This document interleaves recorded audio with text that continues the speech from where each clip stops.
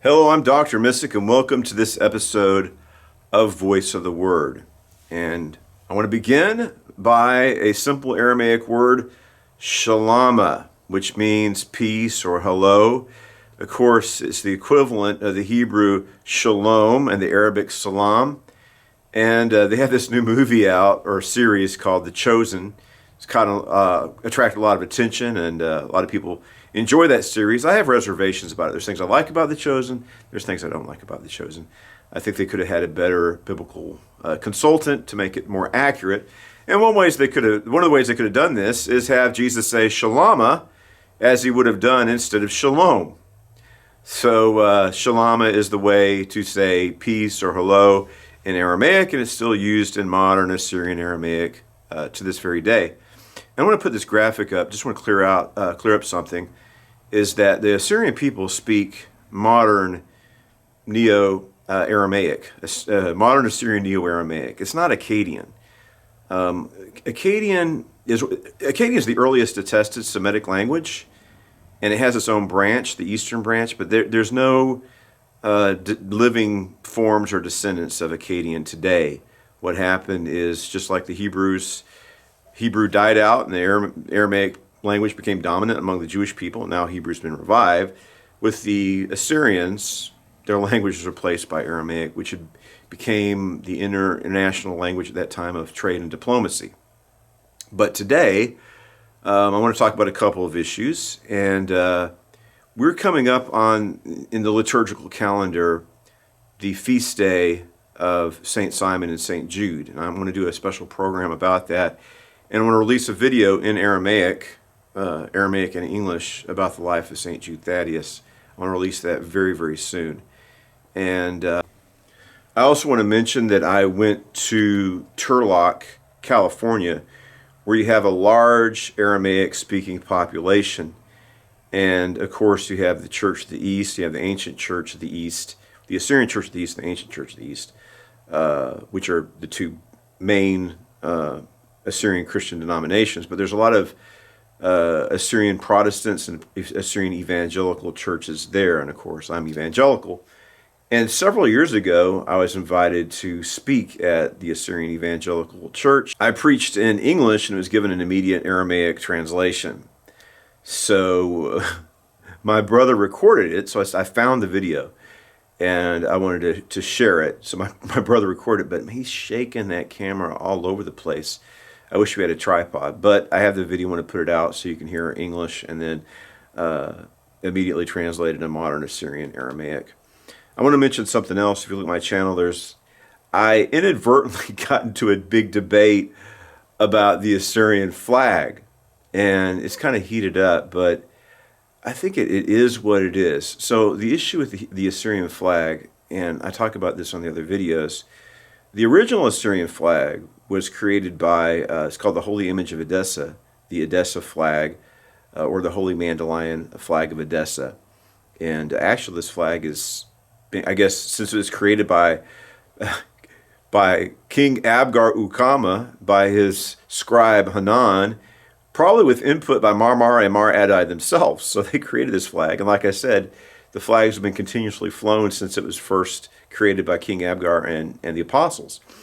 And but anyway, starting around, during the War of World War I, the Assyrian people, it's kind of funny. You see Lawrence of Arabia, right, where Lawrence of Arabia is trying to get the local people to fight against the evil Turks, the Ottoman Empire, promising liberation. So the Arabs were able to get, the British kept their promise to the Arabs, but not to the Assyrians. The Assyrians fought as bravely and as valiantly as the Arabs did, but they didn't have anybody really telling their story. You didn't have a big movie with Peter O'Toole. And besides that, the British stabbed them in the back. I really respect England. I've traveled around the world, and I loved England.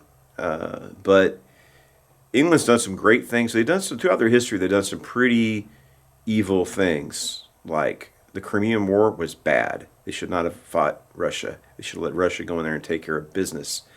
And what they did to the Assyrians was awful. These people fought valiantly. And the Assyrians also fought for the British against Nazi powers. During World War II, you had the Battle of Fallujah. That was interesting. I got this book on the Battle of Fallujah, and you had these Assyrian levies who were fighting against the Nazi influences in Iraq. So this is an untold story of history. I actually got a book on the Battle of Fallujah, and it had information about the Assyrian military levies fighting for the British.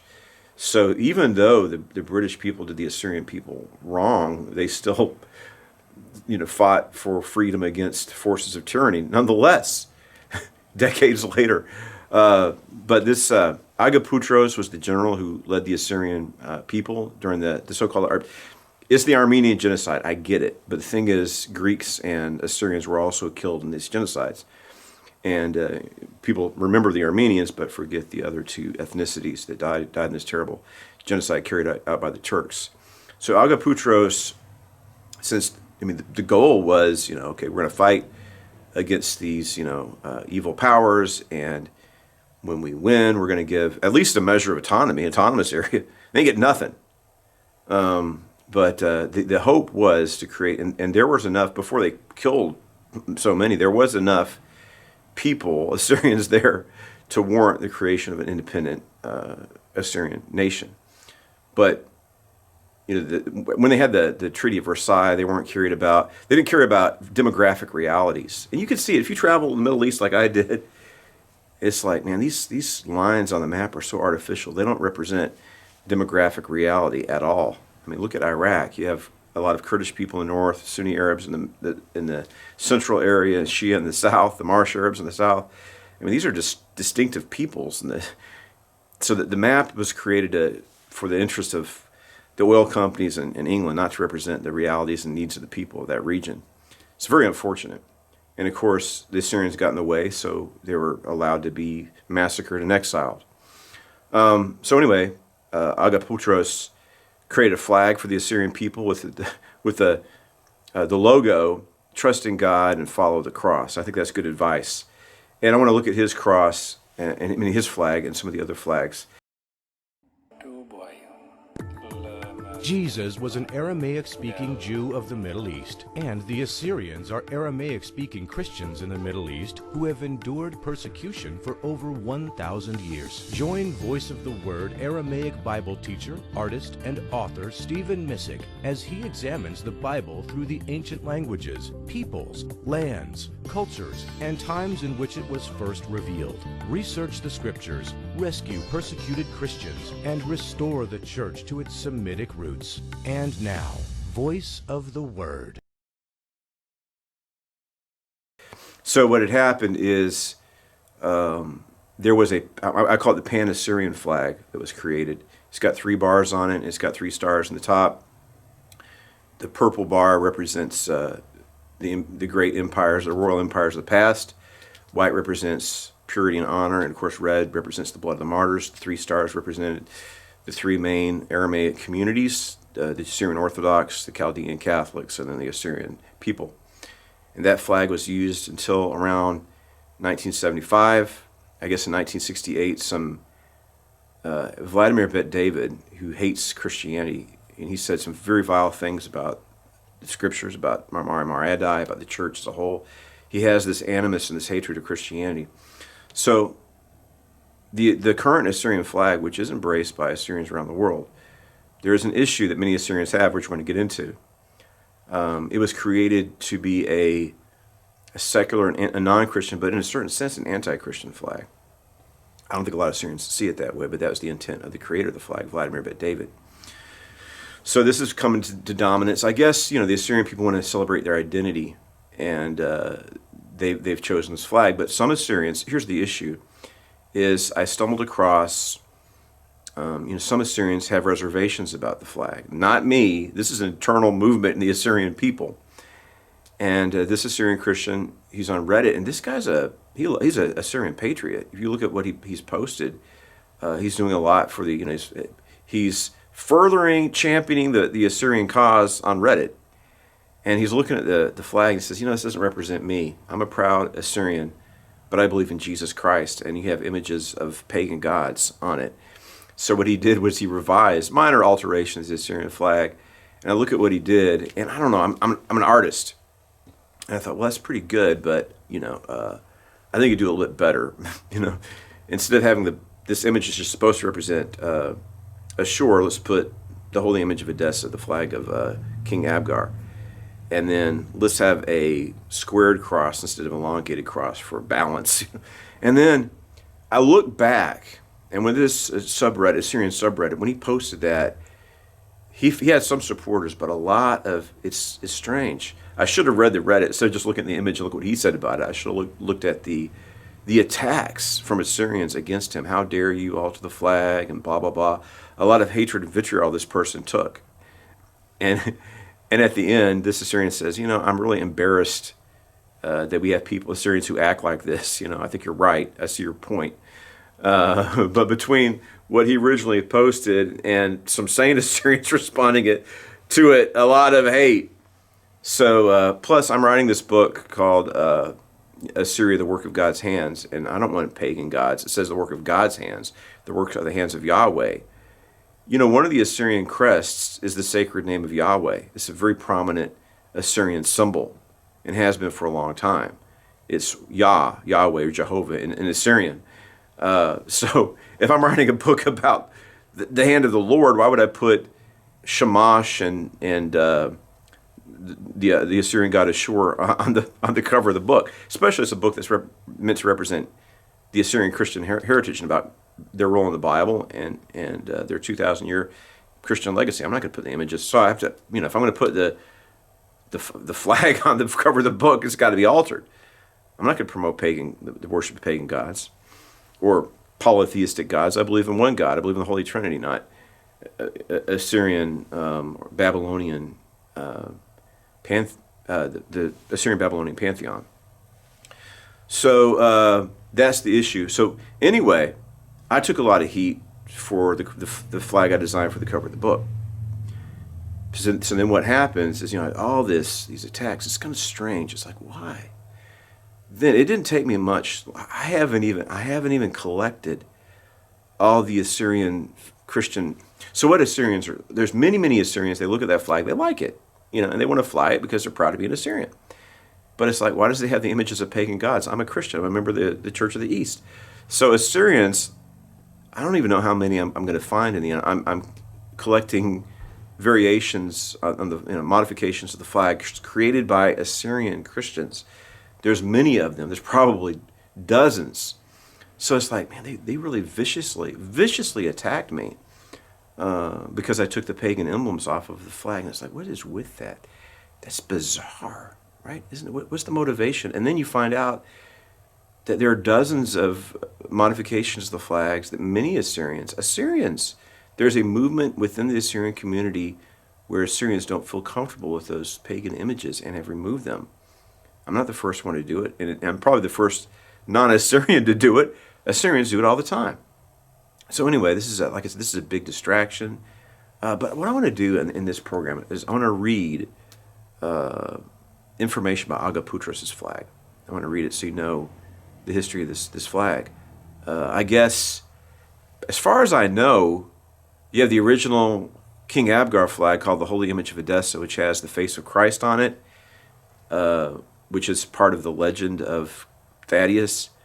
And it has the words, Christ the God, he who trusts in thee shall not be ashamed. But for clarification purposes, it says Jesus, the way I put it together.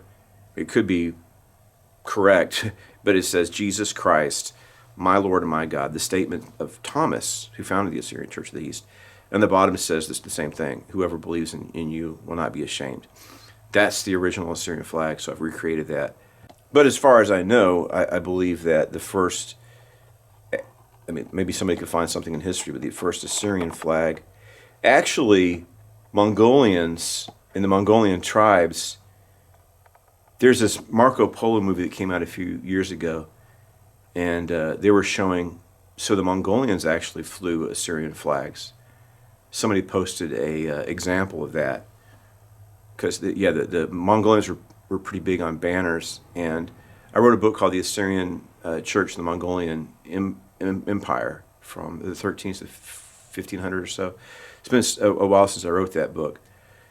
But I guess you'd have Assyrian-style flags that adherents to the Church of the East in Mongolia during the time of the Great Khans several prominent Mongolian tribes were members of the Church of the East, and they flew banners, and they had Assyrian-style crosses on their banners. But as far as the Assyrians themselves, we have the holy image of Edessa, the Edessa flag, and then we have Agaputros' flag, which I want to read the story of it.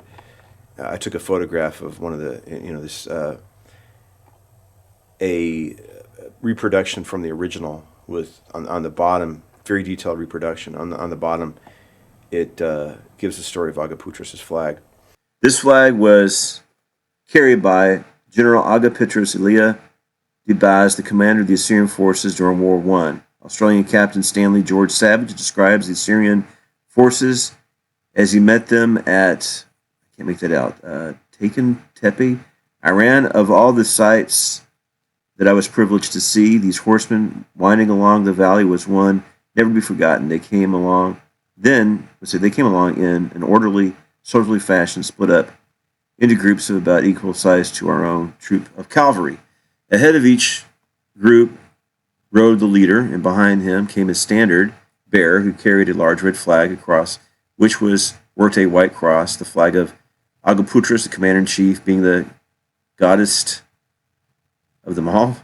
It was made of silk fringed with gold, with the usual white cross in the center, over which were the Assyrian words, "Trust God and follow the cross." The flag was kept for many years by Agaputros' cousin, Pythion Tower, who in turn gave it to his son-in-law, William Lazar, in 1972. Mrs. William Lazar sewed the flag into a separate piece of cloth. In 1998, her son, David William Lazar, sewed the flag in a custom frame. At left is the Aga's official seal, also handed down from Pythion Tower. If you look closely, you can see his name engraved in Assyrian, Russian, and Persian. This is number 23 of 100, a direct copy, a duplicate, and signed and numbered. So, just want to talk about those issues. I'm going to put the Assyrian movie on St. Thaddeus up very soon.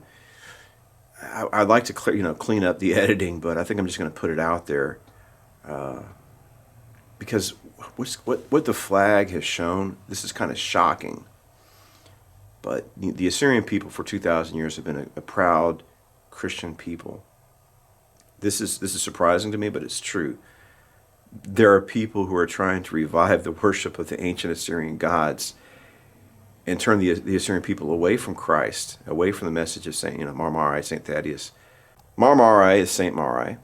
Mar-Adai is Saint Thaddeus. And then we have other apostles and disciples of Christ who founded the Assyrian Church of the East. But there are these people who are trying to, it's a spiritual battle.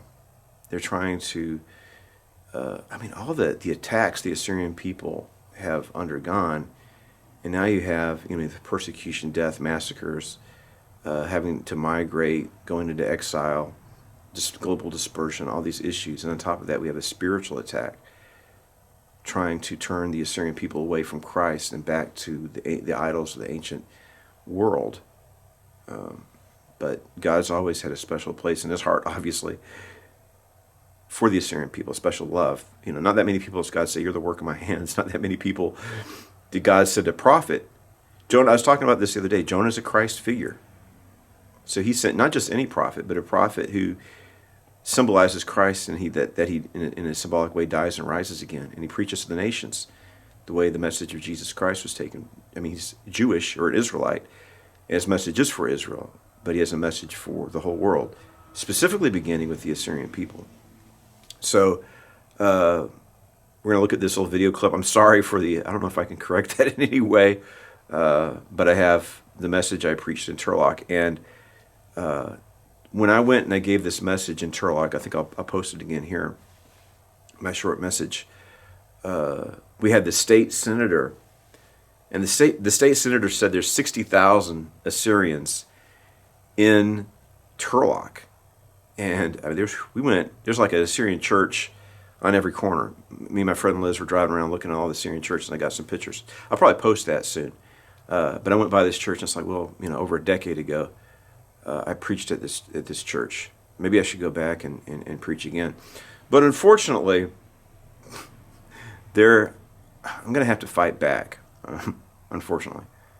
But when I attack it's kind of strange. It's like people consider that altering the flag, even though it's many Assyrians have done it, like I said, who knows, by the time I collect all the altered Assyrian flags with the pagan images off, created by Assyrians, I could have, like I said, maybe have 25, 30 examples, maybe 40 examples of Assyrian created modifications of the Assyrian flags, removing pagan imagery and symbolism and substituting in its place the cross. Assyrians have been doing this for a long time, and there's all kinds of different examples. Like I said, I haven't even collected all of them. I want to display a different example every weekly program. But I regret embroiling myself in the flag controversy. I did it in all innocence. I didn't think it was a big deal. And now I got to fight. And it could get ugly. And they're going to attack me for it. But I'm right. And therefore, you got to do what you got to do. I'm about Jesus Christ. Like I said, I'm a minister of the gospel. My obligation is to maintain orthodoxy, which means I feel like we have the message given to us by the apostles. And as I said in an earlier program, Thaddeus, specifically these symbols they put on the flag, Vladimir ben David put on the flag, it's addressed in the doctrine of Adai, which is the story that the Assyrian written created in Aramaic, the story of St. Thaddeus coming to the Assyrian people and their embrace of Christianity. What he taught him, his inaugural sermon, the founding sermon of the Church of the East. He says, look at this, the symbol of the sun. You gotta stop worshiping the sun. Don't use that symbolism anymore. He specifically condemns it. And so we have Vladimir ben David, in your face, Mar Adai. You told us to take these images down. We're going to put them on our flag, and we're going to fly them, and we're going to reject you. We're going to repudiate Mar Adai. And in defiance of the teachings, the specific teachings of Mar Adai, we're going to put these images back on our flag. And that's what he's doing. Sometimes you have to choose your battles. So this isn't a battle worth fighting, but I'm already fighting the battle. So you might as well just stand up for Christ. Stand up for the apostles. The way I look at it, by raising these images, these issues need to be brought up and discussed.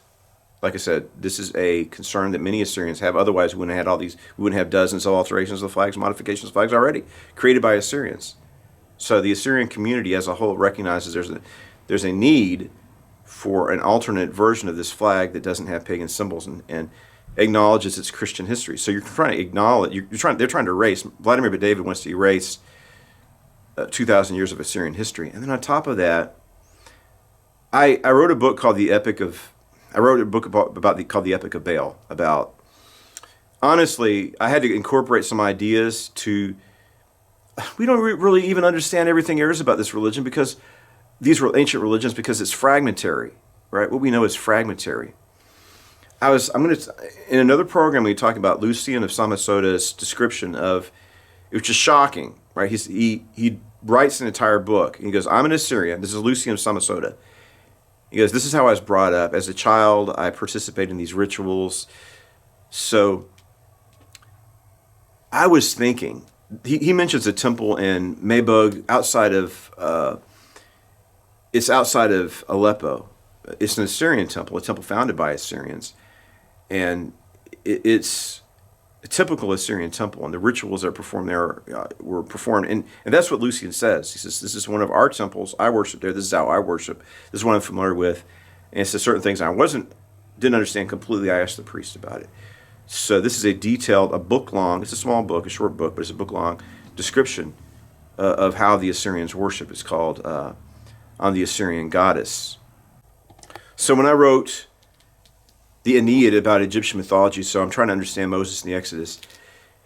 And when you have an ancient civilization like Egypt, over the centuries, the religion changes. Like Khonshu is the god of the moon, and then you have another god of the moon called Ea. And what happens is that Khonshu becomes more obscure, Ea becomes more dominant, or you have two different gods like Amun and Ra, and then they're merged together to Amun-Ra. They still worship Amun, they still worship Ra. It's like a third god. It's their thinking is very different than the way we think about religion. But there's some gods come into prominence and some gods descend into obscurity.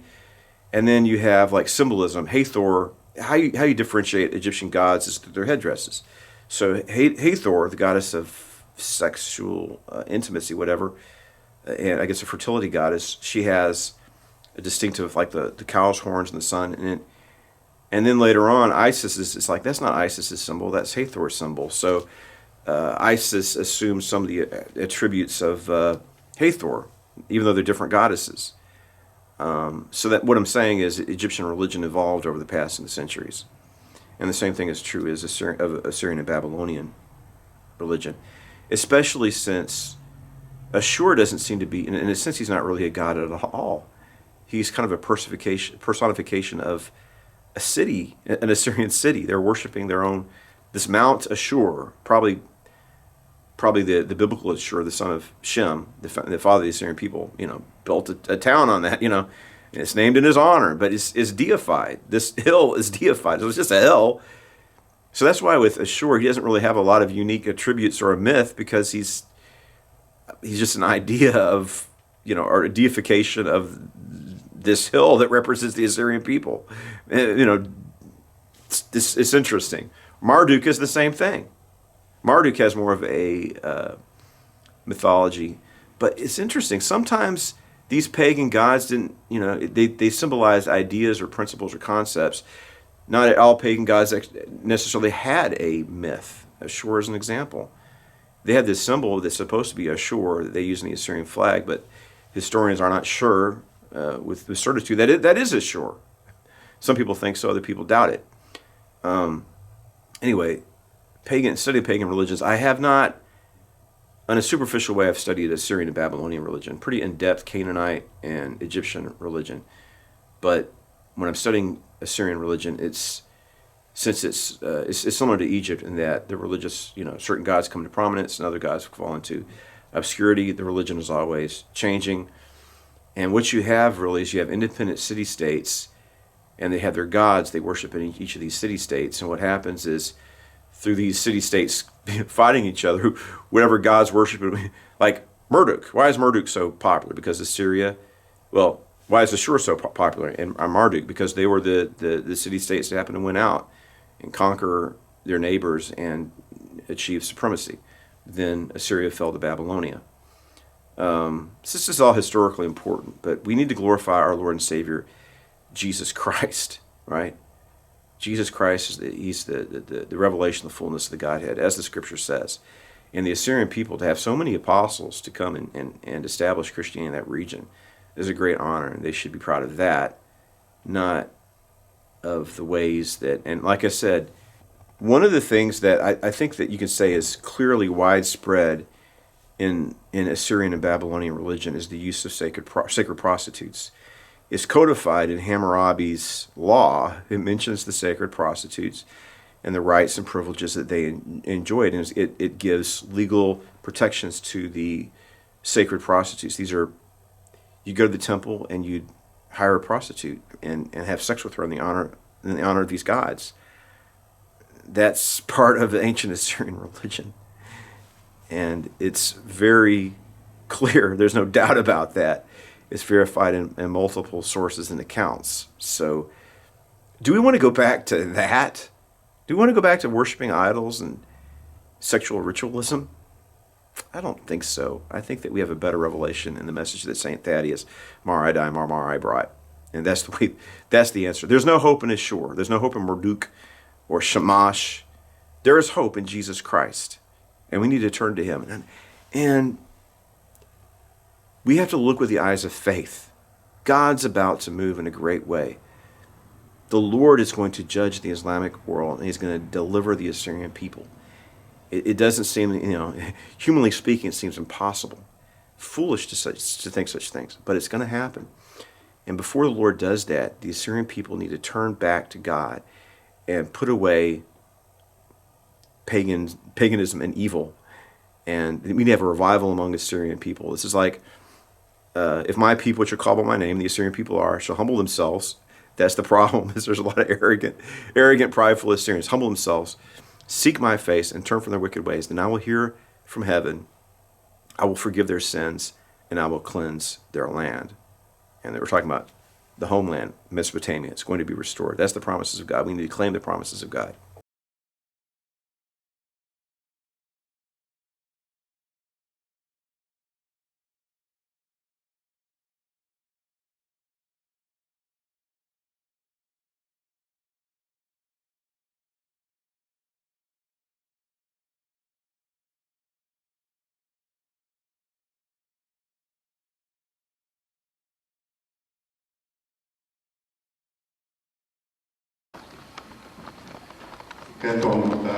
Vi aktiemodellen kad kaže Stephen Andrew Misek tagule قرية صوبة سام هيوستن يونيفرسيتي في تكساس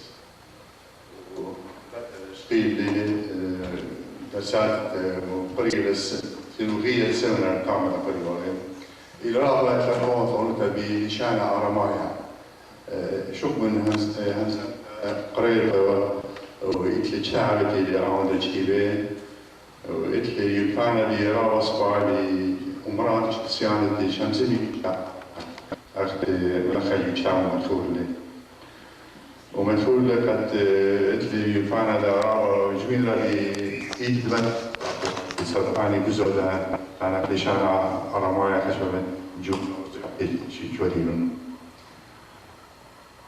كاش ستيفن بيد الخدمة كاميرشا جو شيتتات وطلع وأربع بغداد أمريكا بغداد هذا بشوف أنا خدمة أمريكا ستيفن جربنا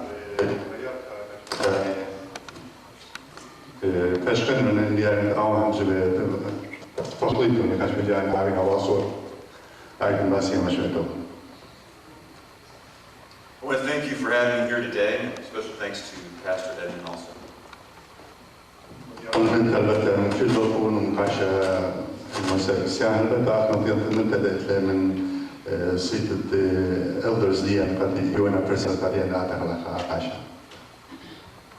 For several years I've been studying the Aramaic language and also the Assyrian Christian heritage. I've been to several places in the Middle East, including Iraq and Syria. أخبرتون اللي قد إتلي حبيبانا جميلة بيداني شانا أرمايا وقدر قريب بيو وهذا أنت في المخرقات بيد الخدمة الأسجل. It's without question that the most important life ever lived was the life of Jesus Christ of Nazareth.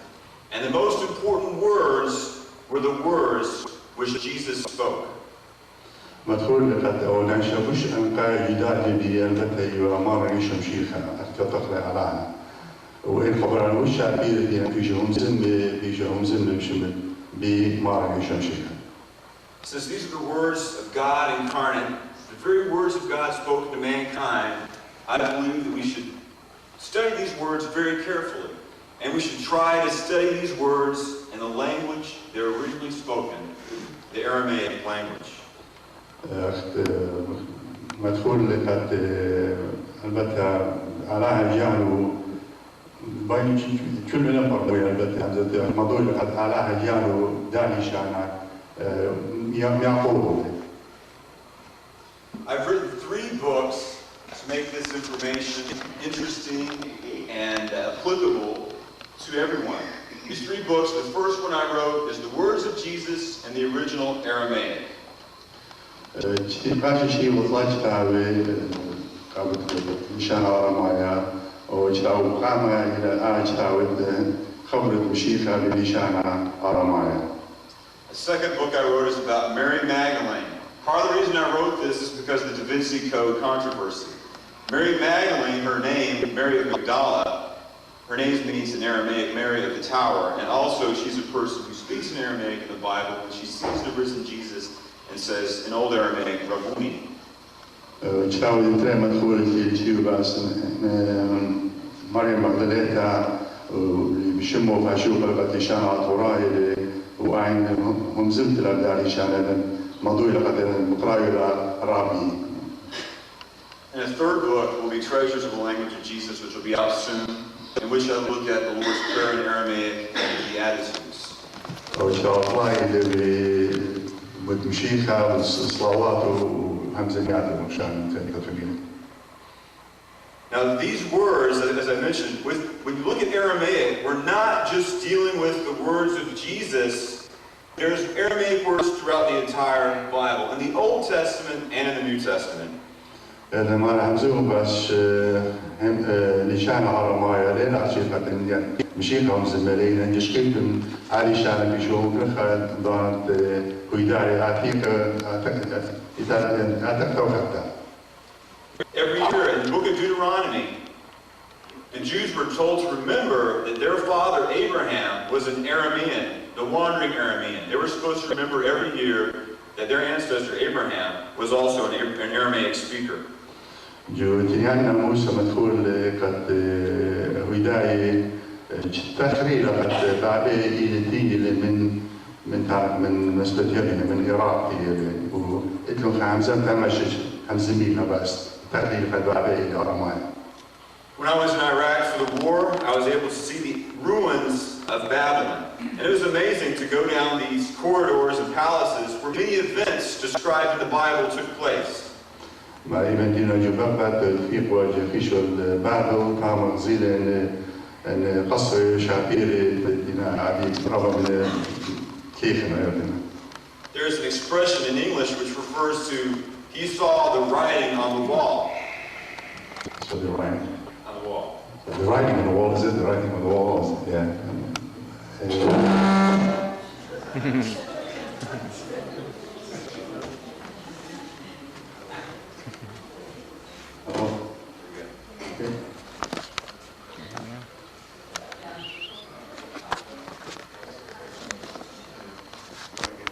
Okay, there's an expression in English, he saw the writing on the wall.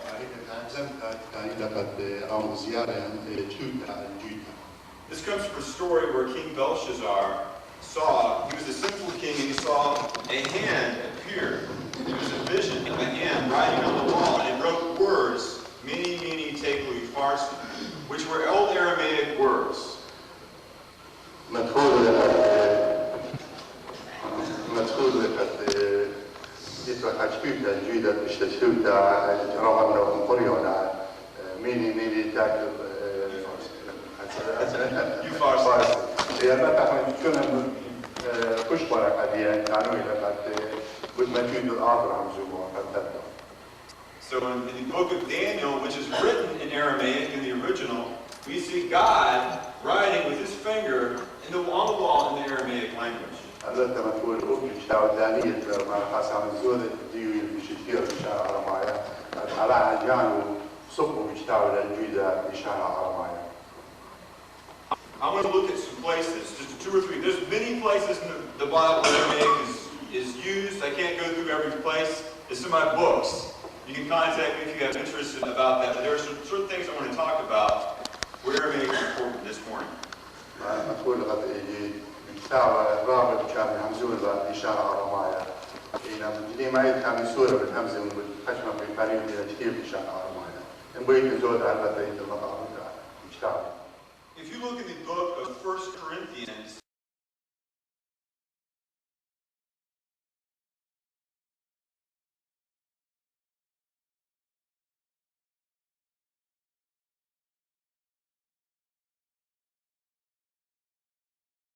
I promise that every week I'm going to display an Assyrian created modification of the Assyrian flag.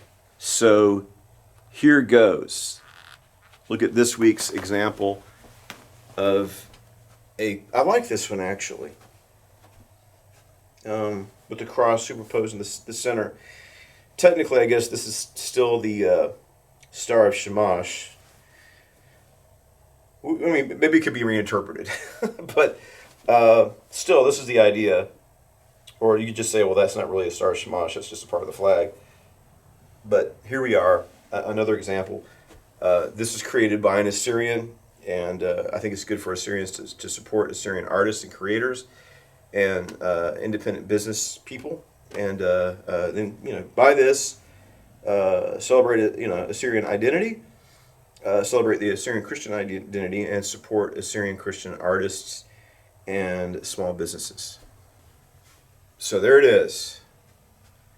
Yeah, like I said, every week I'm going to have a different Assyrian flag designed by an Assyrian Christian to display on a t-shirt.